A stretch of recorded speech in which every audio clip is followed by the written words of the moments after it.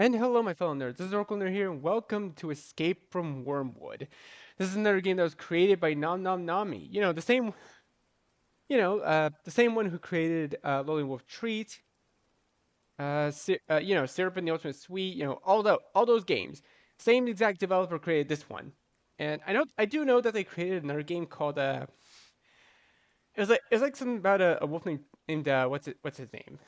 I still don't really remember. No, it's not Trick. It's not Tree. It's Timber. Right. And it was a game called Night with Timber. I played that in my own time, and it was a good game, honestly. Very dark from a very dark departure from what Nami usually makes. And this is another one of those games. This one is also a dark departure from what Nami usually makes. God, sorry, my throat has been drier since I woke up today.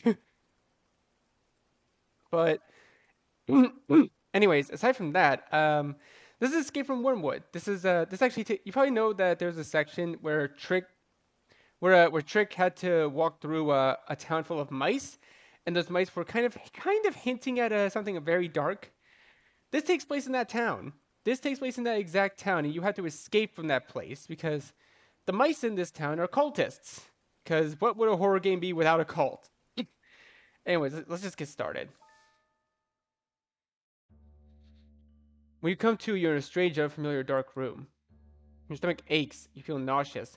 Thick ropes bind your chest tightly, but they aren't the source of your pain. You remember now, several days ago, you left on a research expedition into the rainforest with two of your colleagues. Forced to do a little foraging on the way back, the three of you ingested some berries that you're sure now were poisonous. Your colleagues sit beside you, unmoving. The air smells like metal. Oh, okay. uh, Might, you might as well check your surroundings first. That's like the first thing you want to do, right? You squint hard, willing your eyes to adjust to the lack of light. You'd almost guess that it must be late in the day, maybe even night, if not for the stream of light tracing a single door frame.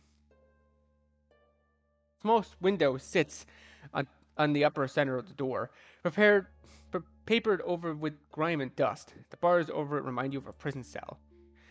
The room itself is rather sparse. A large wooden table stands in the far corner against the wall of the door.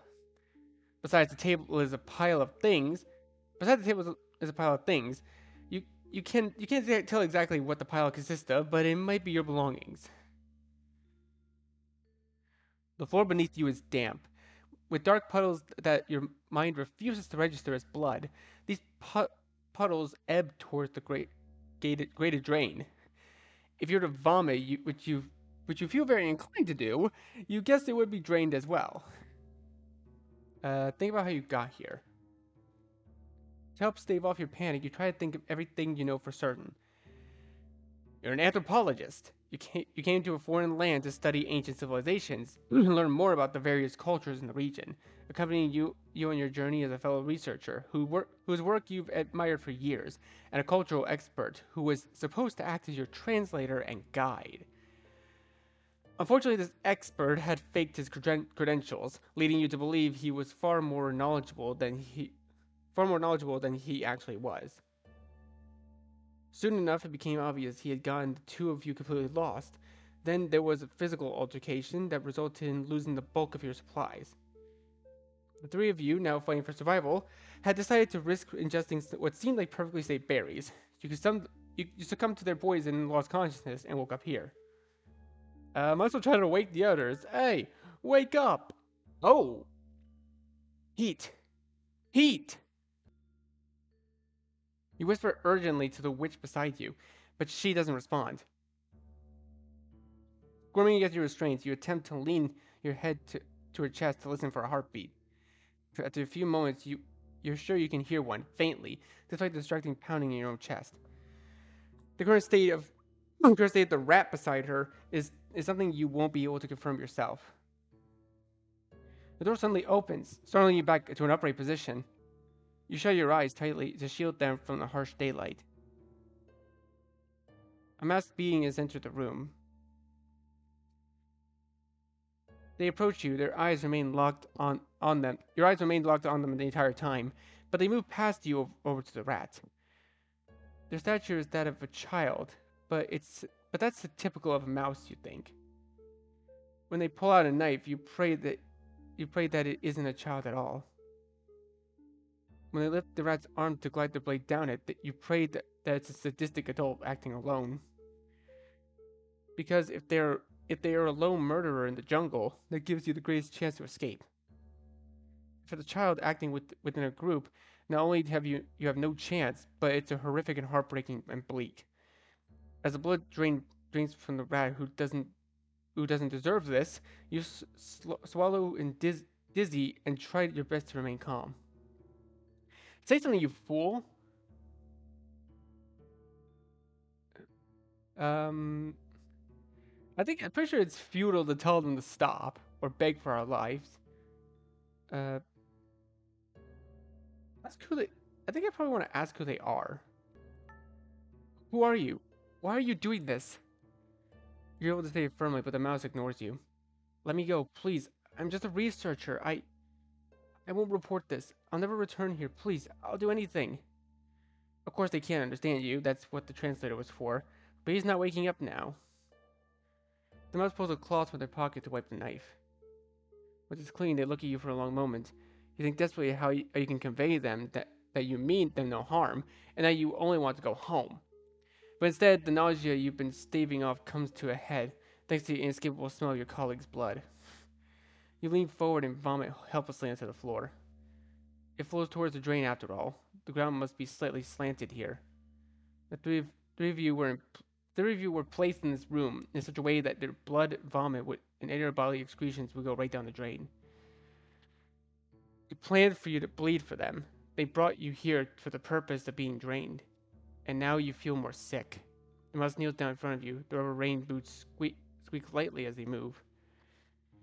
When you look up at their face, the mask, they bring the solid cloth to the sides of your mouth, dabbing the mess away. You feel, you almost believe it was a small kindness, if not for the faint taste of blood on your lips. The mouse seems to study your face for a moment, but you can't stare. You can only stare back in stunned silence. What are use our words if the mouse can't seem to understand you anyway? They stand open, then open the door to leave. You hang your head as the despair of your situation hits you in a wave. You sit there sobbing in the darkness as you listen to the slow drip of drain in front of you. Day 2.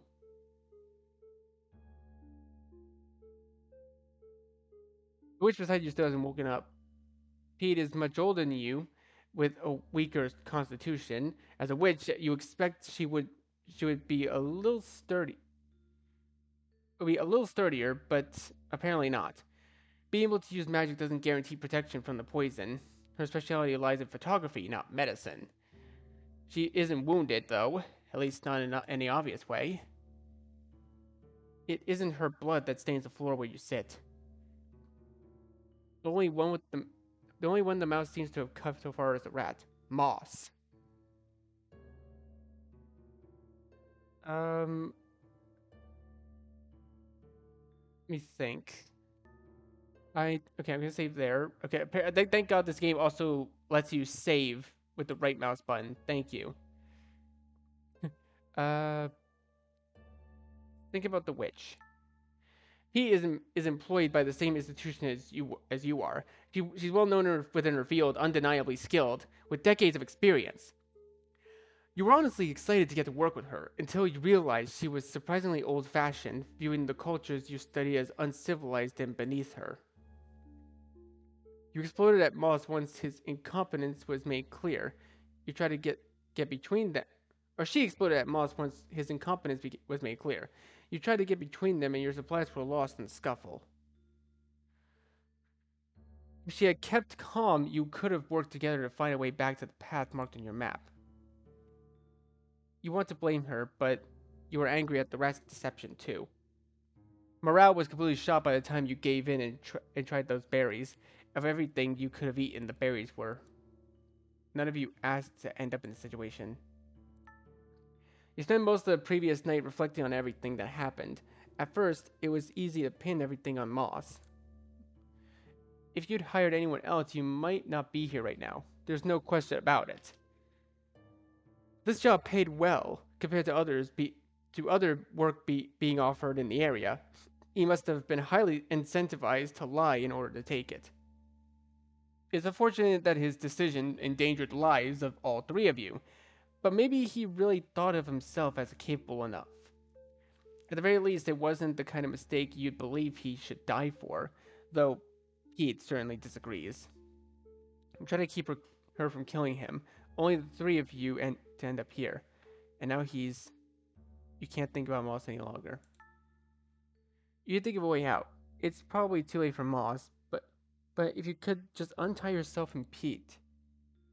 The ropes refuse to loosen themselves no matter which direction you bend your torso. Without something sharp to cut through the fibers, you'll be stuck like this. You lean your full weight onto Pete as you continue to do throughout the night. Pete, please wake up! You hate having to face this alone. Even if the switch were to only offer unpleasant remarks, at this point you'd accept them with full gratitude. The door opens again the first time since yesterday. The sound of heavy rain causes you to jolt, but you remain frozen, lying against Pete's shoulder. Mouse is here again. Is it the same as before? Judging by the stature, you imagine it must be. They walk past you and over to Moss. They pull out the knife again. You can't bring yourself to watch this time. You only wish you could cover your eyes. That way you wouldn't have to hear the sound. Cover your ears. That way you had to hear the sound of flesh and muscle parting of his blood pouring out from his severed veins and splattering loudly into the floor. Why are you doing this? Please. You cry because you can't think of anything else to do. You can't just sit and wait for your turn to be flayed. But you can't move and the mouse won't listen to you. So you sit there whimpering until you hear a loud thud. Finally, the door opens. Your eyes open and see Moss's corpse, a misshapen lump on the floor. Even in this low light, you can tell what once was a human skin has become coarse fur. A quirk of animal folk, they return to their bestial forms upon death. Having forgotten that, you realize he must have been alive and unconscious until now. You panic or remain calm? I'd probably panic in this situation. I know the smart thing to do is remain calm at least. The best thing we could probably do is remain calm. Your mind is racing, but you shut every single one of those thoughts out in order to survive. Moss is dead, but your position is unchanged. You have to escape. The mouse begins dragging the larger rat's body across the room inch by inch. You're breathing hard, but as you watch this tiny mouse struggle to move the heavy corpse, you almost feel bad for them. That's when you finally think of something you can do. Hey, untie me. The mouse stays focused on their task. He's heavy, right? Untie me and I can help you move the body. You almost can't believe what you're saying. Your shaky breath stays the more you talk. It's so sad watching you try to move him alone. Please, can I help you? Now it stops to look at you. The masked face sends a chill down your spine. You worry that being able to read their expression would feel even worse. You have their attention. You have to commit to this now. Where are you moving him? I can help you. I promise that will help, but I can only do that if you untie me. And you can tie me up again afterwards, of course. I'll cooperate, please. I just want to help. Now steps toward the rat's body and kneels in front of you. The same as they did when you vomited yesterday. I'm not supposed to talk to you. Your eyes light up. She can understand you after all. Her voice sounds young and feminine. This is a child being forced to do horrible things by some monster. You can talk her into releasing you. You have to. It's your only path forward. I won't talk. I'll just lift. It's just so sad watching you. I can't bear it. She draws her knife. For a moment, you think she's going to silence you for good. But instead, she cuts through a piece of the rope. I'd like to move this to the table. You do as the mouse commands. Day 3. He woke up last night. You filled around everything that happened. Moss's death, the masked captor. Left out the part where you convinced the mouse to untie you. You pretended she didn't say a word to you. You hadn't said anything more to her either. Even let her tie you up again. And in the end, as promised, P would only scorn you for not putting up more of a fight if she knew. Although she's still rather delirious and weak, she ate the largest share of the berries. Now you think about it, you don't know how much she'll fight back, or if she'll be able to help you at all. Talk. I think honestly talking to Pete was probably the best situation to do. The best thing to do right now in this situation. Pete, are you still awake? Yes. The level of annoyance in her voice is far higher than usual. You imagine she's in a lot of pain. We should try to come up with a solid escape plan, don't you think? That's what I've been thinking of ever since waking up. Do not interrupt me again if you want to live. It doesn't seem like she's willing to coordinate with you. That's fine. It's exactly why you've already set your own plan in motion. You can't depend on each other. But escaping together, if at all possible, would be ideal. You don't like her, but leaving this witch behind would haunt you for the rest of your life. You're sure Moss's death will too. You can't get the images of what that mouse did yesterday out of your head. After hoisting Moss's corpse up on the table, she thanked you before tying you up again. And then she went to work dismembering the corpse. Completely terrified, you tried to keep your eyes to the floor, but that didn't save you from the slapping sounds of meat chunks being stacked up into a pile. That was butchered meters away from where you sat. She cut into his flesh for hours on end, and you sat there and watched.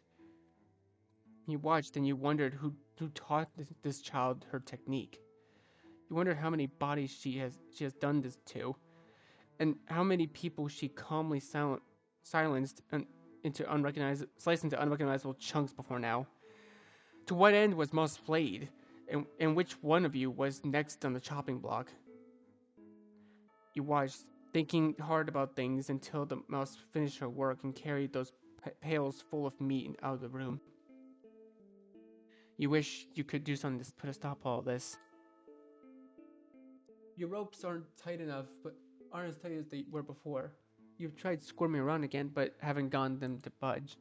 Still, they're a little less uncomfortable. Your muscles are stiff from being stuck in one position on the floor. You wonder if the mouse would be willing to leave you untied in this room. The door is locked anyways. You need to learn more. You need to earn more of her trust. At the very least, you'd rather Pete be the one to be drained next. The door opens and the mouse enters the room. Let us go. We can pay. Do you understand? Pete speaks quickly, in a demanding tone, but the mouse ignores her as expected. What does he want? Food? Wealth? I won't be made into a ritual sacrifice. You can make this worth your while.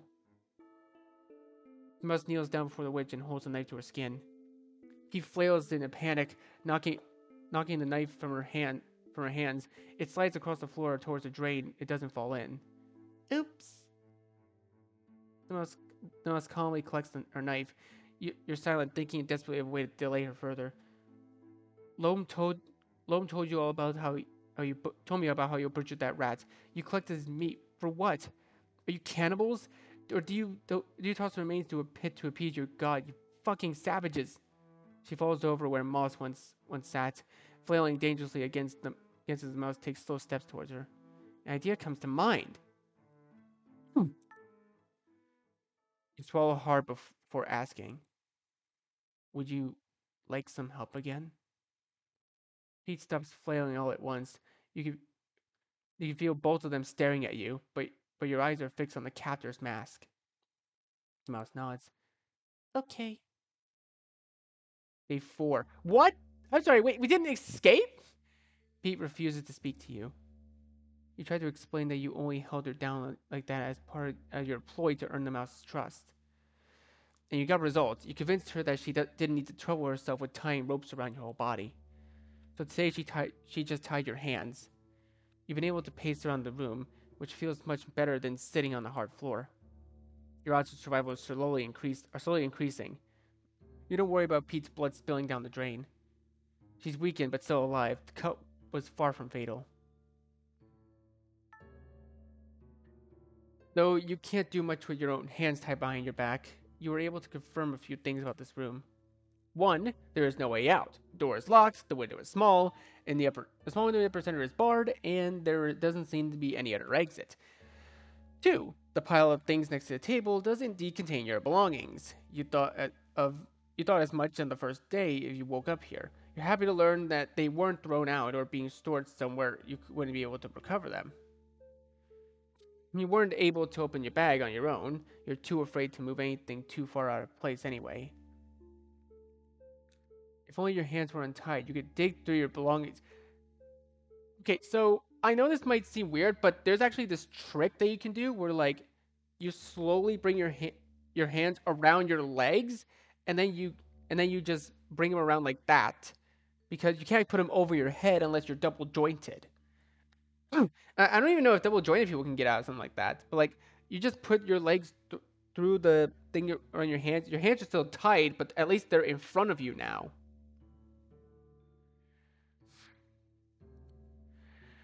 If only your hands were untied, you could dig through your belongings and find something sharp enough to use. Well, a means of escape, either to untie Pete or as a weapon you hopefully wouldn't have to use on a living person.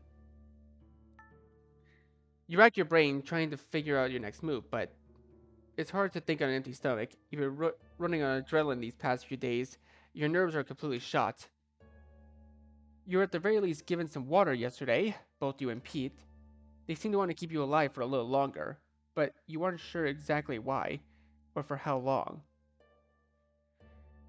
Maybe maybe you'll be able to get some answers today. You decide to make that your goal. Little Mouse returns. You move back to your place to Pete in a show of cooperation.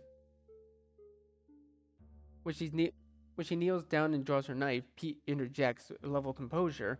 You're shocked to hear from someone crumpled, bound, and bleeding on the floor. Mouse, you should be cutting him instead. You almost can't believe your ears. How does she expect to have any chance of escaping if you're both weak from blood loss? Why me? The mouse pauses to hear her out. You want to cry. He's trying to trick you. He's gaining your trust a little at a time before taking that knife from you and You almost relieved when the little mouse brings the blade down and pierces her flesh. You feel awful about it, but it spares you for another day. Can I ask you a question? The mouse cleans the blade against the cloth as she always does. We're not supposed to talk. I just want to know your name. Hearing her call you Mouse, I felt sad that I didn't know your name. She tilts her head at you as Pete continuously mutters swears under her breath. I should introduce myself first, shouldn't I? My name is Loam. Loam. I'm sorry, I don't have a name I can share. She stands to leave. Is there anything I can call you? Something other than Mouse? Pete moans in agony, but you don't let her distract you. You need to keep building trust, or else you'll both be killed. Mouse stares at you for a long while before turning away. I don't know. She opens the door late in the roar of heavy rainfall. I'll think of something for you. You yell after her as the door closes. You hope she thinks about it too. Day 5. He doesn't speak to you again, but this time it's because she hasn't seemed to regain consciousness. Her body is alarmingly cold, but you think she still has a pulse. She isn't dead just yet. But you don't think you'll be able to escape with her anymore. You weren't counting on it to begin with, but it would have been nice not to be alone. You sigh. Your stomach is tearing itself apart with hunger.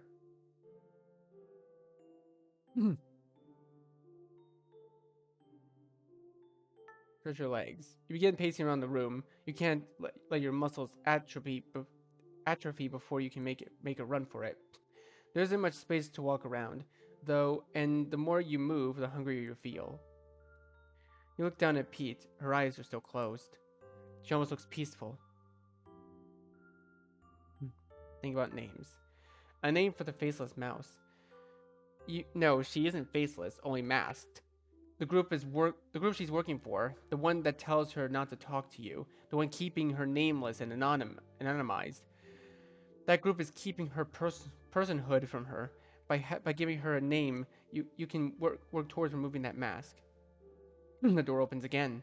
Each time it does, you brace yourself for a new mouse, a stranger, to walk into the door. You brace yourself for your strategy to be completely overturned, for your progress to be reset, to feel overcome by despair as the stranger drives the blade deep into your flesh, to be cut into pieces, bones discarded and carried out in metal pails just like moss. But you can tell it's her again today. The mouse who will help you escape this place. Her hood and boots are drenched in rain, but she doesn't bother to shake any of it off.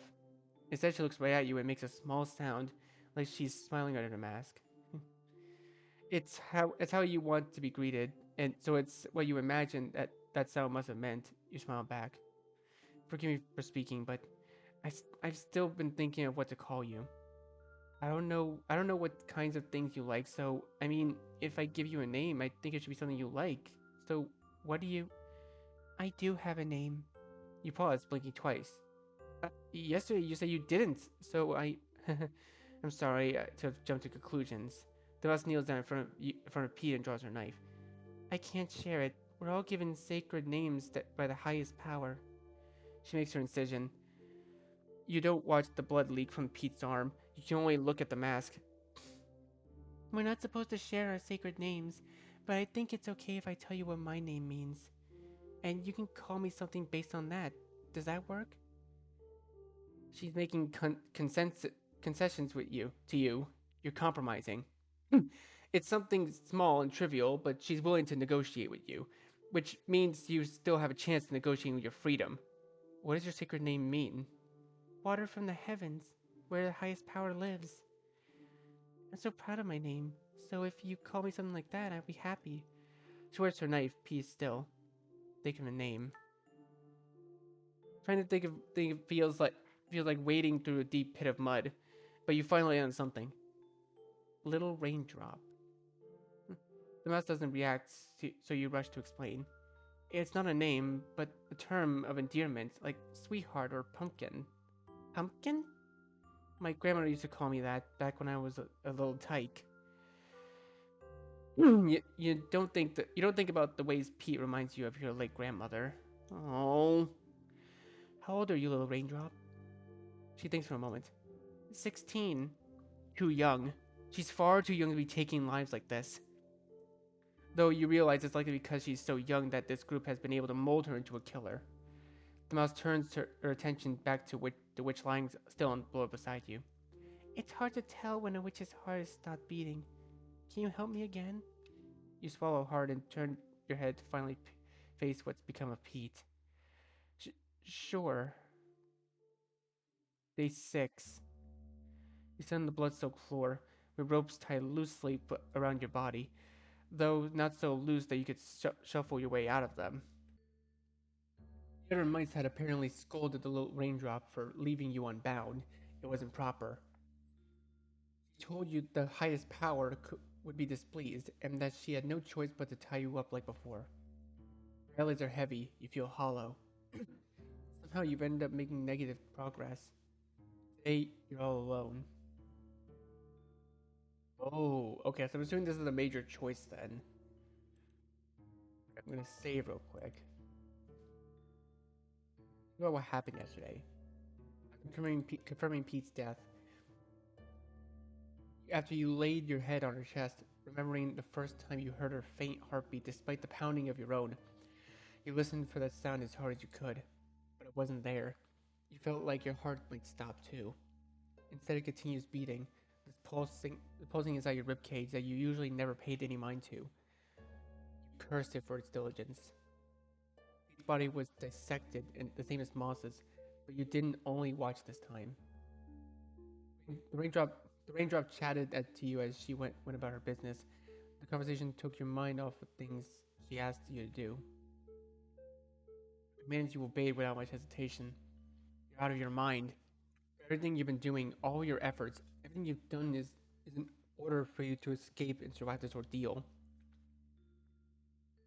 You have to survive this. Try to free yourself. You squirm lazily in place on the floor, but the ropes don't give an inch. You want to cry, but you're already dehydrated. You want to go home, but you can't leave this room. You want to die, but only if it will be painless. You don't want to bleed like Moss and Pete did. You don't want to be reduced to chunks of meat and forgotten. It's late when the mouse arrives. So late that you almost believe she wouldn't come today. Your raindrop. Hello. Candlelight reflects off her mask, a terrifying figure. You smile weakly. I'm here because I was able to sneak away with some leftovers. Food? She brought you food? She's still on your side. Your little raindrop from the heavens. She came here because she didn't want you to starve. Is it really okay for you to be giving me food? I hope you've already eaten your fill. She kneels down in front of you, presenting a bowl of stew. We're having 3 feasts in a row, so I don't mind sharing some. Thank you, little raindrop. Her sound comes from behind the mask, as if she's smiling at you again. You want to believe that. I can't untie you, so I'll feed you myself. She holds up a spoonful of dark stew. Your eyes linger on the chunks of meat. It's Pete. Pete is in there. Oh. Oh, no. Oh, God. Like, honestly, morally, this is just not okay. This is just not okay in any sort of morality. Because, I mean, if we refuse to eat, we're gonna die anyways, but that's Pete in there, man. That's Pete. That could be Pete or Moss for all we know. Okay. I'm probably gonna regret this decision no matter what I choose. I'm gonna regret this. Oh, I'm gonna hate this so much. Oh no. Just doing what you have to in order to survive. Oh no, no. Oh, I would not do that ever. I would, like, honestly, I don't know why I didn't choose it. I would have just refused outright. It would all be meaningless if you were to die here like this. That's why you have to do whatever it takes. Day 11? 11?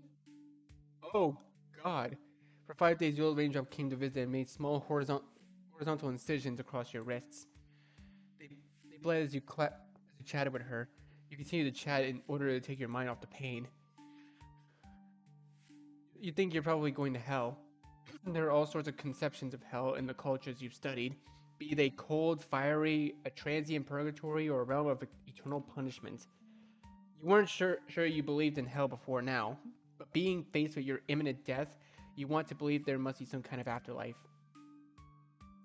You can imagine whatever's next would be a peaceful paradise with your family, your ancestors happily waiting there for you.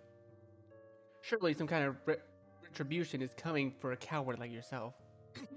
What's being done to you now isn't enough. It isn't enough. The blood coagulates, the wound scabs over, the fresh incision is made. Maybe the only part of you that will ever escape this place is what's already flowed down that drain. But each time the door opens, a little seed of hope is planted. She's here again. Ooh, she smiles to greet you. That's actually way creepier than it intends to be.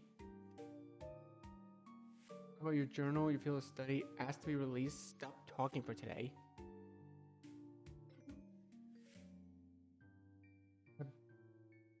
Talk about your journal, I guess. I don't know. At this point, we're just in a state of deliriousness.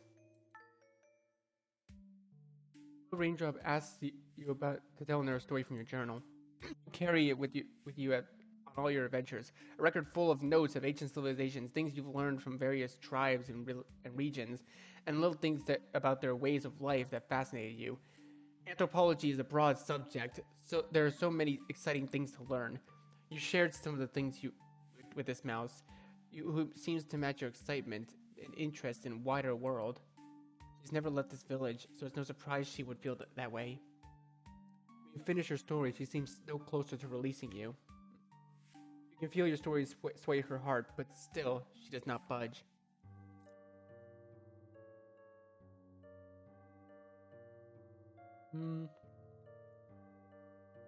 How about field study? Explain to a little raindrop that you traveled here on a research expedition.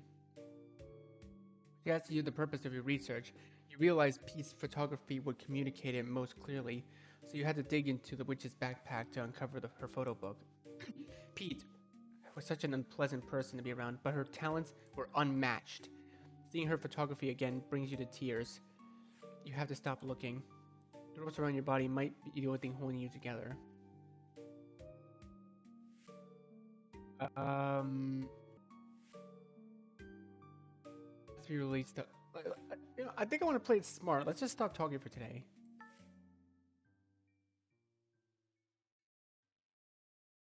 Another day goes by, bleeding and talking late into the night. The little raindrop yawns, then carefully picks up her candle. I'd better go to bed. You don't want her to leave. You don't want to be left alone another night in the dark, horrible, bloodstained room. Good night, Lo. See you tomorrow. You're off for a week. Good night, and close your eyes. You don't know how much longer you'll last.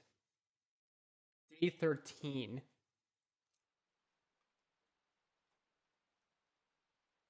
feeling more lucid today.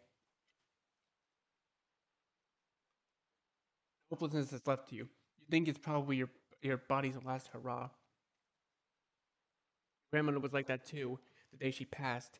You wonder if dying bodies can feel their expiration date coming on. You thought you'd be scared, but really you've spent these past 2 weeks in total fear. You're overdue for a sense of peace. Hey, I'm ready. She raises a knife to your arms and waits for your approval. She'll be forced to reopen an older wound that with how many cuts she's left there. What does it fall on you to signal the go ahead? It's made this whole thing like a slow suicide. It's enough to make you laugh. In the corners of your mouth, you only curl a slightly at the thought before relaxing back into place. In the end, you do give her a nod. She cuts, you bleed. You're so cold, but you don't even have the energy to shiver. You wish she'd brought a blanket, but you can't ask for that now. You don't want to open your eyes again. You thought for a moment that you didn't want to, but little raindrop. Hmm? Could you take off your mask? She hesitates. My mask? Why? You've never seen your face. I'd see it once before it's too late. Okay. She's adorable! She's so cute! You stare at her for a moment. In this light, you were almost unsure, but there isn't really a person under there. There really is a person under there, not some monster. You're worried you might only be fooling yourself, believing that she was a victim like you. She's still a child whose view of the world has been warped in such a way that brings harm to others. She can't see the damage she's done. She hasn't had a chance to comprehend it before putting it into the situation. Such beautiful round eyes. Oh, your eyes are nice too. You're able to mutter a real laugh this time. You, you have to say more than that. Listen, little raindrop. Once you prepare my body for the feast, we won't be able to talk anymore. That's okay. The feast is what's important. It's a great honor to be offered by the highest power. You were chosen. There wasn't enough time. You couldn't get through to her. There was never going to be a way to untangle those immortal beliefs of hers overnight. But if you leave it like this, she may never break free from them. Use all that's left in your strength to lean forward, letting your head fall in her lap. Please, learn everything you can about the world, little raindrop. This highest power of yours isn't the only power that exists. It isn't the only way. She doesn't say anything. You continue. I'm sorry. I've only ever said things that must sound like sacrilege to you. I hope you can understand it one day. Come to understand it, escape from this place. That is my wish for you. Close your eyes again. You pray that every power you could think of to please let this mouse escape. Part 1 end. Part 1? Wait. Part 1? There's gonna be more? After the feast that day, I thought the highest power wouldn't be passing down any more blessings for a while. 3 at once had been a lot of work. I had only ever managed 2 at a time before. I thought maybe the highest power was pleased with how it went, and that's why it sent us a fourth. I thought this new offering was as nice as you were.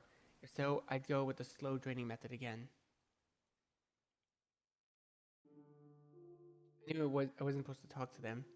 Meals are to be eaten, not spoken with. That's the rule. The monkey was wide awake when I came in to start the draining ritual. I wanted to see if she was a nice person like you were, Loam. I had a lot of fun talking to you. So I wondered if other outsiders would share their stories with me like you did.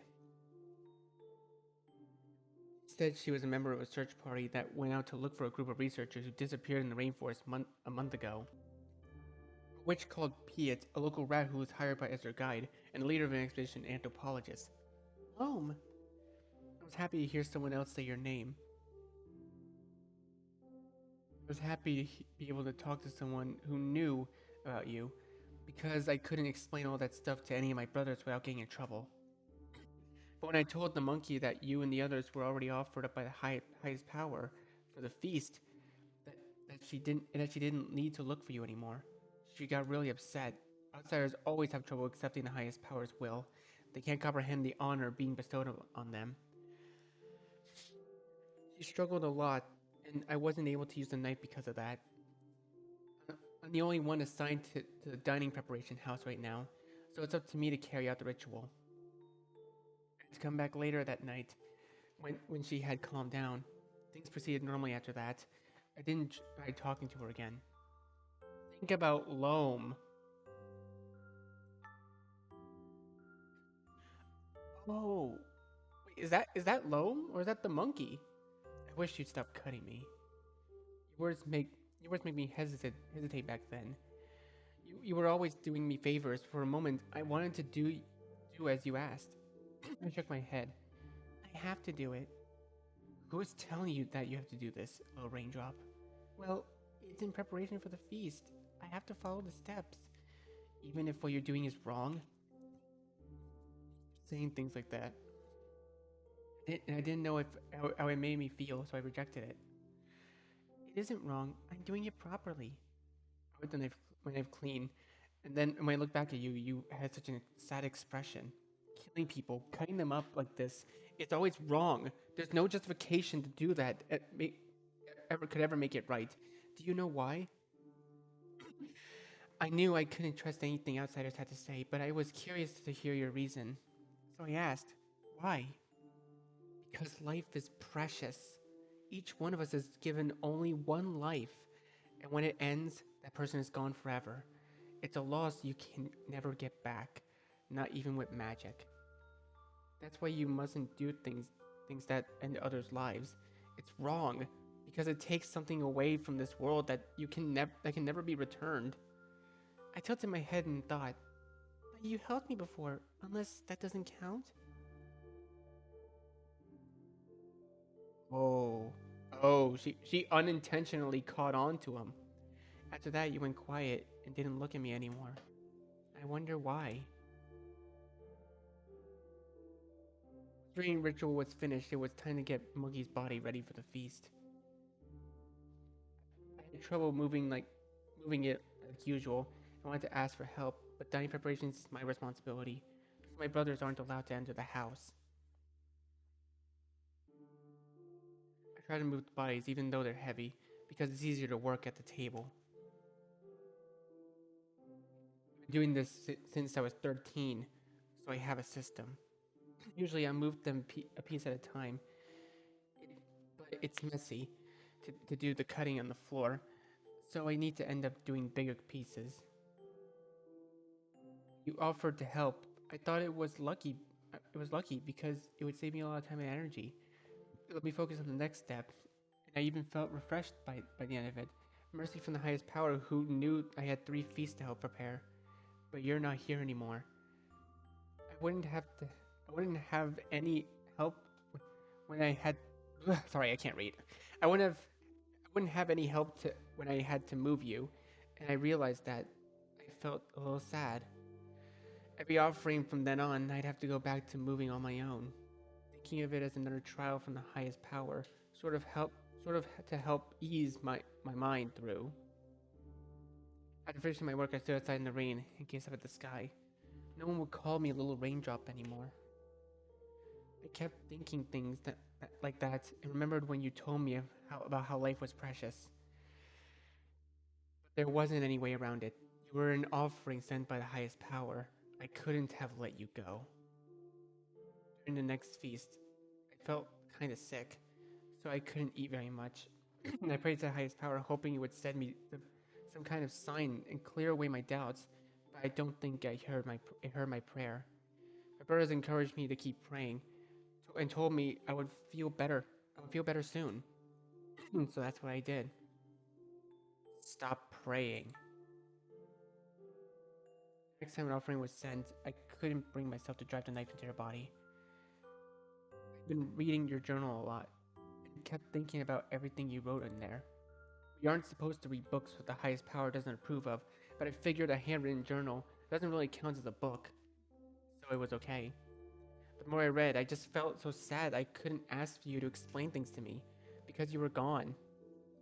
I felt sad that I was already starting to forget the things that you did explain, the stories you told that weren't written in the journal. And since I felt stuck, I couldn't do my work like usual. I ended up untying the ropes. I locked the door for them, and they ran outside right away. Others caught them, of course, and they were brought back and tied up again. Really dropped the ball this time. The highest power would have been so unhappy with us if we'd lost the offering. I nodded, feeling ashamed. Well, no harm done. The feast must go on. They patted me on the back with words of encouragement, but I knew I would have to return to my work after that. I knew I was going to have to take another life. I'm not feeling well today. Do you think someone else could do this in my place? You've been saying that a lot lately, but we're all busy with our own tasks. If you really aren't feeling well today, then don't push yourself. Come back to it tomorrow. I'm sure you'll be blessed with a speedy recovery in order to get the job done in time for the feast, brother. We're all counting on you. Okay, I'll rest for today. I feel guilty for slacking off when everyone else was working so hard. I'd always be pretty diligent because the highest power smiles upon diligent mice the most. I wanted to be smiled upon.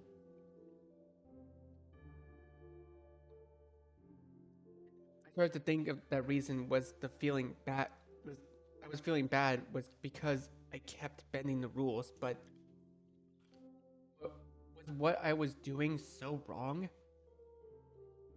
I knew I shouldn't have let an offering go. It was like I was rejecting the highest power's divine will. But when I thought of, when I thought about going through the whole preparation process again, I wanted to run away from it all. Follow that feeling. And I've been reading your journal a lot, but actually, I've been writing in it too. There are a lot of blank pages left over. I hope you don't mind me using them. You didn't get a chance to write anything about my village, so I thought I'd write about what life is like here instead. Each of us has a job to do: farm work, cooking, laundry. The highest power assigns us a sacred task, and the village will prosper as long as those tasks are fulfilled. We wear the same clothes, eat the same things, share the same beds, and put the same masks on. Our masks are a symbol of the highest power. We wear them to reflect its image, so that it knows we are its servants. Questioning the highest power is dangerous because it means we could lose its protection. I wanted our village to be protected, so I wasn't able to question it before. But your writings and your stories, you helped me look at things in a new way. If outsiders don't have the protection of the highest power, then how do all those thriving cities that you told me about really exist? Is it possible to live a good life while abandoning our sacred tasks? I was too afraid to find out, so I picked up the knife and did what I was supposed to do. I don't think I ever told you this, but someone else was assigned to do this task before me, an older brother. He was killed and the offering escaped. I was the one the highest power chose to replace him. It was hard work, but I was happy to have a purpose. I was happy to have been chosen back then. But now, I think you were right that life is precious. You're gone and you'll never come back. It wasn't just you. How much has been lost from this world with every feast? I started to feel worse and worse about taking part in it. I stopped eating the meat, I, but I could get out of. I couldn't get out of fulfilling my task unless I were to go somewhere outside the highest power's reach. One night, I cut a hole in the chain link fence and stepped outside the village for the first time. I looked up past the thick canopy and the vast starry sky. It felt so small. I thought about the scary stories I've been told. What happened to mice in the outside world? If I continued beyond this fence, I'd be entering the realm of dangerous predators that would eat a mouse without a second thought. Maybe that's why my village became what it is, a place where instead mice are the ones to feast on others, all while under the protection of the highest power. I stood under the stars for a long time to see if I'd be able to endure it, and then I retreated back to the safety of my village. Think about Loam. Why won't you listen to me? It was the first day and the only time you ever raised your voice at me. I'm sorry, please forgive me. I'm not feeling well, so I shouldn't take it on you. It isn't your fault. I just really want to go home. You have to stay for the feast. You buried your face in your knees and you let out a muffled scream. That scream became sobs and whimpers. I'm sorry. It's so hard not to break down. I was surprised by the way your voice cracked when you spoke. You were making a lot of noises I didn't expect from you. So, not knowing what else to do, I tried to reach out and patting your shoulder. There. Words worked like a charm. You stopped whimpering. Except, I understand it now. It wasn't acceptance, it was resignation. You felt resigned to your fate. It was painful having to die, but you knew you couldn't avoid it. So you endured the pain as best you could, up to the very end. That's what I'm doing now, so I understand, Loam. 2 years later, thought about leaving for so long. What always stopped me was I still felt like I didn't know anything about the outside world. If I really ran away, where would I sleep? What would I eat? Would anyone protect me? I collected all the information I could. I talked to so many outsiders over the past 2 years, and when I could get away with it, I'd bring them to the hole I made in the fence and push them through. I turned away more and more of these so-called offerings from the highest power, but I was never punished for it. I don't think the highest power really cares anymore, if it ever did begin with. Something new occurred to me was leaving meant I wouldn't be able to help anyone else escape. The outsiders that get drawn into for the feast and my brothers, my sacred task would be reassigned to the next available mouse. But I realized if I kept worrying about that, I'd be trapped here, continuing to take lives of others till the day I died. And you didn't want that for me, did you, Loam? This way, quickly. Wait, what? Oh my god, it's Trick! Oh my god, it's Trick! Dude! Oh my god, you didn't have to reference that, Nami. Oh my god, dude, I told you guys. See, it's only what I said at the beginning. What I was trying to say at the beginning. This takes place in the same universe as Lonely Wolf Tree. It's the same developer and all that. I wasn't expecting them to actually take the scene into the game. What? I was not expecting to see Trick again. Oh my god, I miss this character so much. The last person I helped escape was a wolf. I'd never met a wolf before. Their smile filled with kindness reminded me of yours. It's not often that people give someone like me a warm welcome. It was nice while it lasted. Dude, I forgot what voice I gave Trick. Ah, oh, damn it! It's been so long. I couldn't tell if they understood what the feast was. They seemed pretty naive, but here they were traveling the world despite that. You've been to many places, haven't you? I always thought about going far away, but I've been too scared. Although if someone like you managed to survive, I could probably. Someone like me? Am I getting picked on? Sorry. Thanks. Because of you, I feel like I can go far too. I gathered my courage while I waited for the nightfall. With a small bag of supplies and your journal in hand, I faced the same exit I pushed many outsiders through. I still felt so uncertain, but it was time. It's time to escape. Oh my god, Nom Nom Nami, you did not have to include the trick scene into this. Oh my god, that actually makes me really happy. I slipped past the fence as quietly as I could and made my way to the rainforest. I used the map you had tucked inside your journal. My village wasn't marked on there, but I knew I'd be able to find my way. I'll travel far, far away from this place and meet all sorts of people and learn lots of new and wonderful things. I record everything I can in this journal for you, and I won't have to hurt anyone ever again. I'll be an outsider too from now on. I discarded my mask, ran as fast as I could, and thought about what name I'll ask to be called from now on. Oh, dude! Honestly, honestly, this was a really good game. It was very horrific during the beginning parts, but oh, dude, no no Nami, you just make such incredible games, and even if they're short, I really love them. Oh my god, it's Moxie! Dude, oh my god, they actually included Moxie in this short little game. That's so cute. I mean, for all I know, that could actually be Salt or Pepper. Oh wait, no, I'm pretty sure Pepper is smaller, right? That has to be Moxie. That has to be Moxie, and that wall that was what was the village's name? It was like, god damn it, I forgot what it was called. Dude. Okay, I'm probably gonna be freaking out over every cameo in this entire ending sequence, but oh my god, dude, that's Syrup. Made with Rempe. Aw, dude. Oh, look at her. She's so cute. Um, man, I love this game. I love it.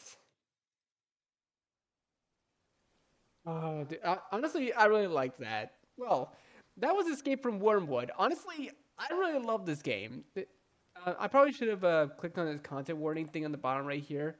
Yeah, blood, gore, destructive cults, and cannibalism. Yep, that was the content warning. But yeah, I really like this game. It was very well done storytelling. I was very surprised on the trick and the trick Moxie and Syrup cameos. I really loved those. If you just keep doing that in the future, Nami, that'd be great. I love seeing cameos from characters like that. But that's gonna do it for this video for now. So thank you guys so much for watching. Be sure to leave a like, comment what you think, share this video with your friends, and be sure to subscribe and click the bell so you don't miss a single notification. I'll see all of you in the next video. Goodbye.